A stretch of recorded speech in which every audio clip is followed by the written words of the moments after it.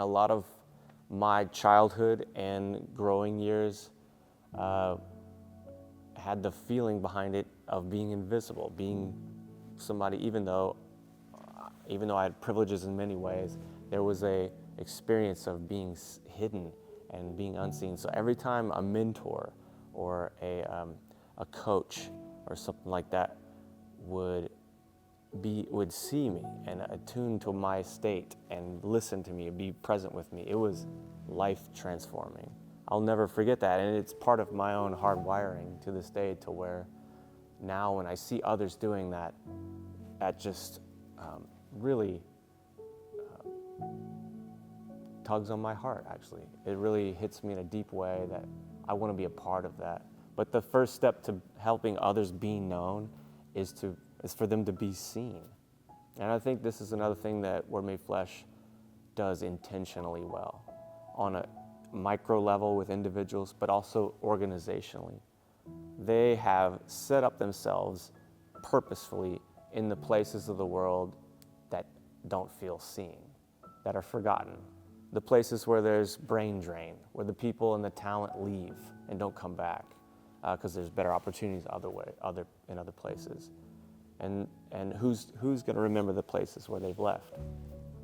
And so the places where they have noticed this, some would call it the margins. You see Jesus in the Gospels putting the people who are in the margins, of people who are overlooked and not seen, you see him constantly putting them in the center of attention.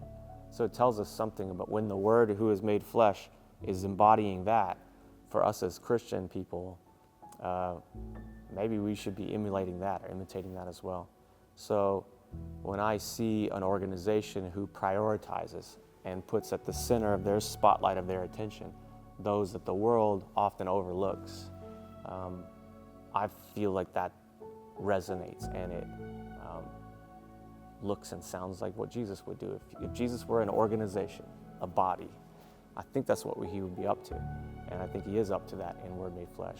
People need to know they matter. And to know that they matter happens whenever you are with them and you're playing with them and you're listening to them. Even across language barriers and cultural barriers, there's ways to attune to somebody face to face.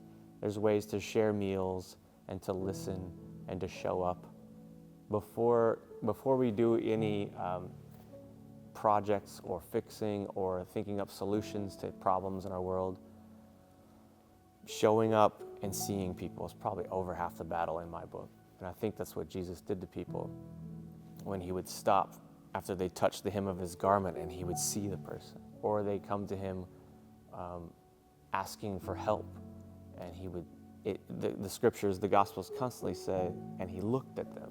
And so one of the things I saw that the kids would do that I interpreted as something that was modeled to them in both ways, maybe modeled to them in their neighborhoods and families, but then also the staff of Word Made Flesh modeled a different way. And that was modeling attunement, slowing down and stopping, and then showing up for their friend who might have been in tears, or their friend whose face was red with fury. And they would care for each other just as much as the staff and the friends in Word Made Flesh would care for them.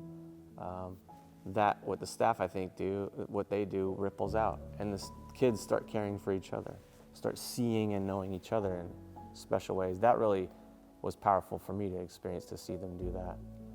Yeah, just the ripple effect of seeing and knowing and caring.